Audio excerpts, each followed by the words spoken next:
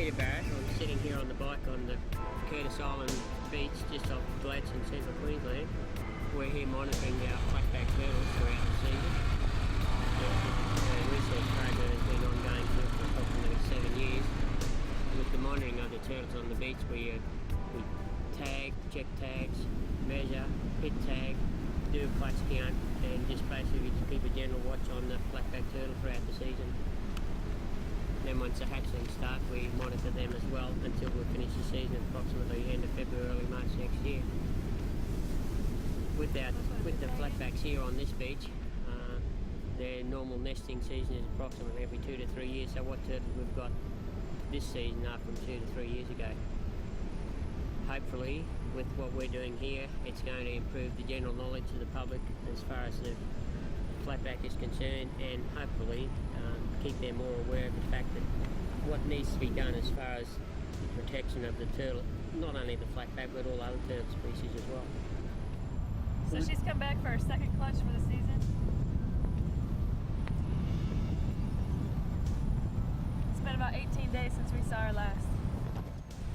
47 centimeters to the top of the nest and 43 eggs. Yeah. I wrote it already. Did you? Yeah. Put a nest tape in. After she's laid them, the yolk gets established in a certain position, and any rotation can cause it to tear away from the eggshell, and actually then it won't develop into a hatchling. We have about 2 hours in which to do that, but we like to keep it as still as possible no matter how much time has actually passed from when she's laid the eggs.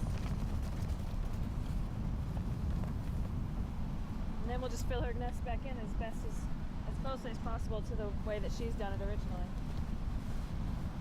I'm studying all 4 species that are in Queensland, which is the green turtle, the loggerhead, hawksbills, and the flatbacks.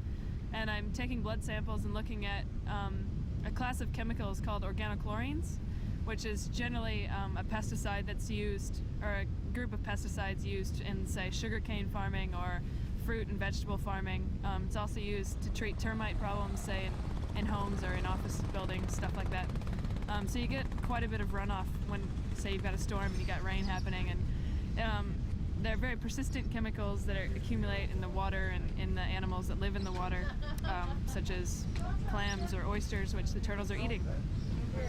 So what I'm doing is sampling their blood and then analyzing the blood for these chemicals to find out sort of a baseline health study of how much the chemicals are accumulating in the sea turtles, and then we can go from there looking at in the future more and more studies about if levels are changing, going up or going down, and subsequently if those levels are causing problems with endocrine functions, which would be things like hormone regulations for migration or for sexual development, for turtles developing into male and female, hatchlings developing normally.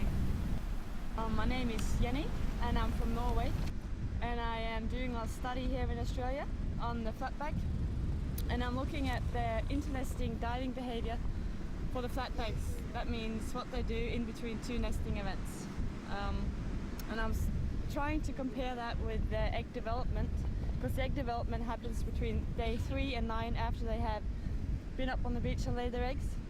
So I'm sort of looking at how that affects their diving behavior, what they might do before and after, and when they're actually producing the eggs. Okay, this is an example of one of the dive profiles.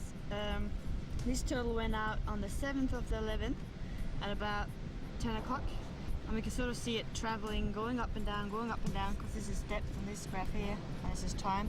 So each of these are, or one of these is 1 day.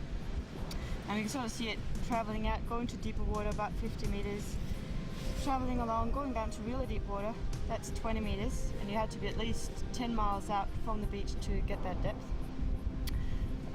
Along here on 4th day, the turtle is mostly sitting still on the bottom. It's going up approximately every hour to take a breath, but the surface interval here is not much at all, because every dot is taken every 45 seconds. So it takes less than 3 minutes to go up from that depth, which is about 50 meters, go up and take a breath and go down again. So the data that you've collected to date, what have you learned from? You've learned the surface interval times and things like that.